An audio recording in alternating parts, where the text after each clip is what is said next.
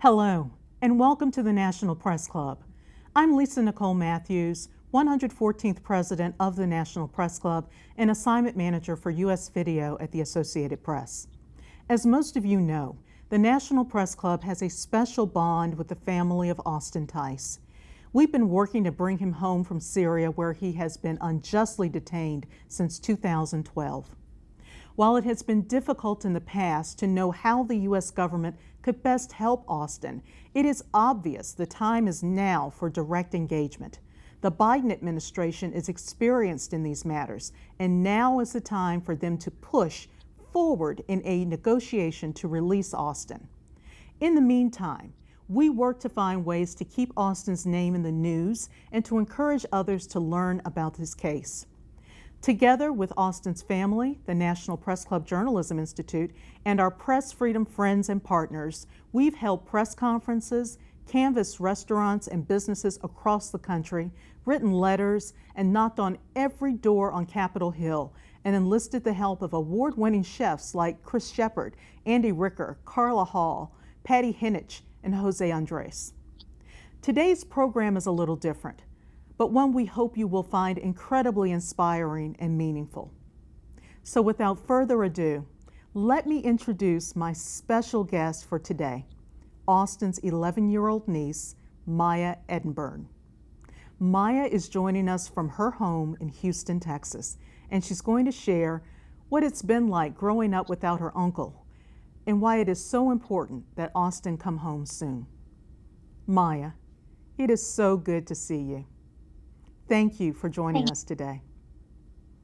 Thanks for having me. It's good to see you too. Good to see you. So tell our viewers and our listeners why you are with us today. I'm here today to talk about my uncle, Austin, and how he's been missing or not necessarily missing, held captive for 8 years in Syria, and why it would be so important to have him home. And why would it be so important for you to have him home? I feel as though, especially for me and my brothers and sisters and my little cousins, that it would be great to have him in our lives because he's missed so much already. And it'd be really nice to have him here to see us grow up and help us with things that we need help with, and to go to him and just have him like a normal uncle. Yeah, I bet. What would be one of the first things that you would want to do if Austin were back in the United States? What would you want to do with him? I would want to show him things that I like to do and kind of bond and connect with him in a way that I haven't been able to do, and really just let him in on what's been going on. Talk about some of the things that you've done with some of your other family members that you really wish that Austin could be a part of right now, like Christmas, Thanksgiving. Yeah, Christmas especially, because that's a really fun and important time in our family where we all get together and we hang out. And there's the trip that we take often, like every other year or so, to Gulf Shores, Alabama. And it's like a big family trip and for like a week, and we all hang out. And I'm not sure he's ever come with us to those. And so that'd be a really fun tradition to start with him. Yeah, that's awesome. Family get-togethers are so important. What have you been told about Austin and his career that you might like to do yourself? Because I think that we were talking a little bit about you wanting to be a journalist or a communicator like Austin. Yeah, I really like that he's informing people when he's a journalist, writing those articles and telling people what's been going on in the world. And I think maybe that could be something that I could pursue as well in my career. Yeah, that's great. That's great. Talk a little bit about how you want your other cousins to respond and to react to their Uncle Austin. What do you think they want to share with him when he's able to come home? I think that they want to show them like everything, because you know how little kids are, like everything's the most important thing in the world to them at that point, and they'd want them to really get to know them and hang out with them more and show them like where they live and all the fun things that they like to do.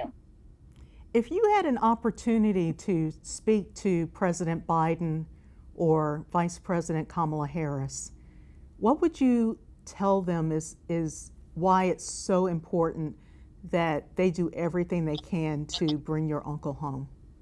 What would you tell them?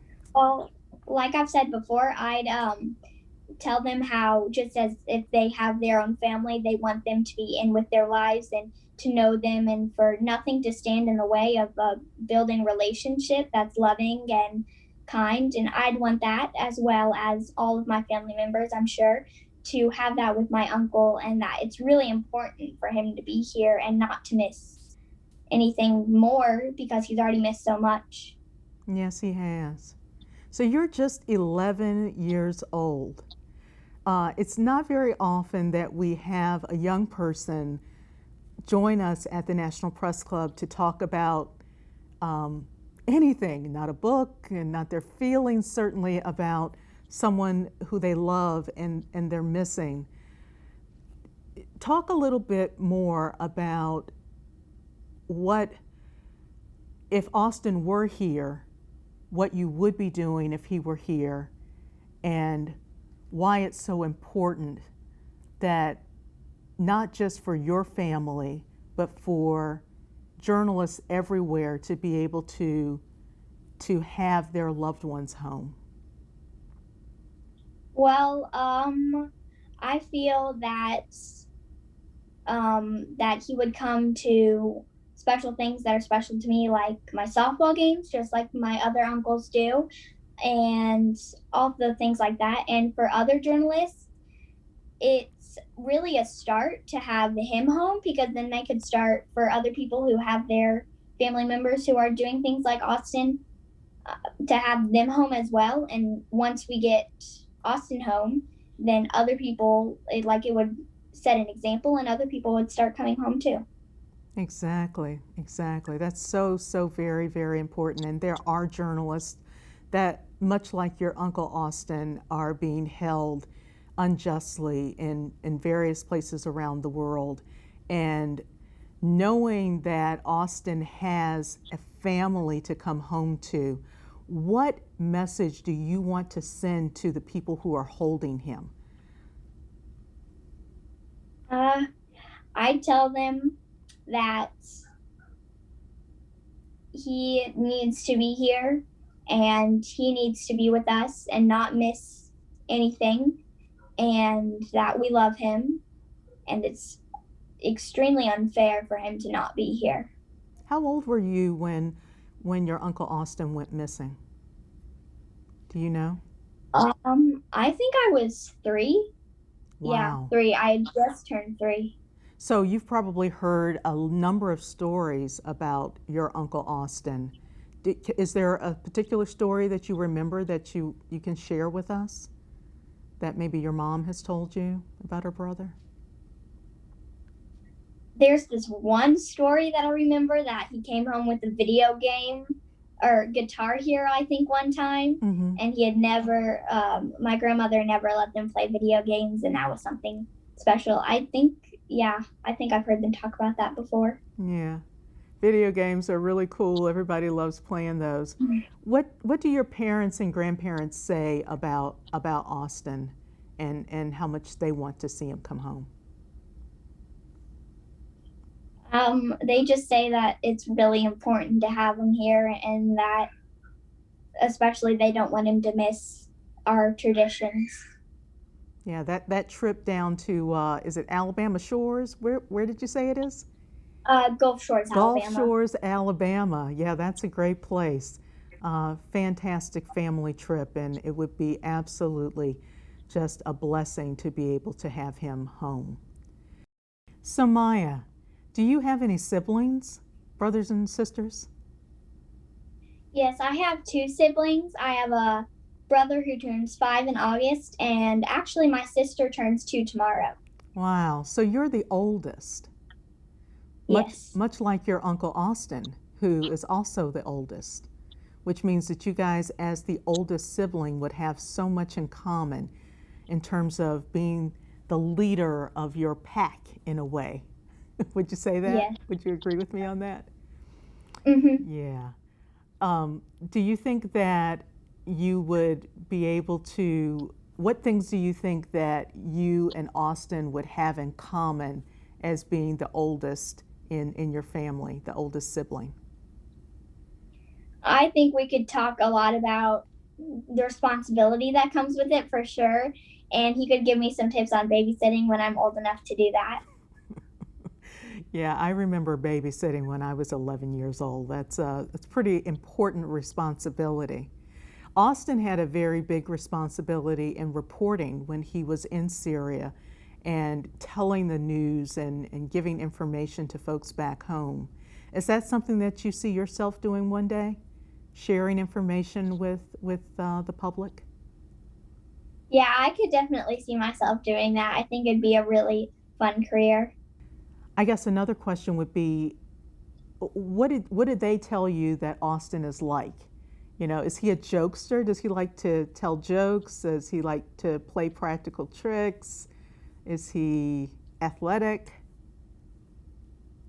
Uh, I was told that there was a board game that he liked, and I can't remember the name of it, but Is I it remember one time we did that Christmas video a while back, and they talked about how that was his favorite board game. is it dominoes? Yeah.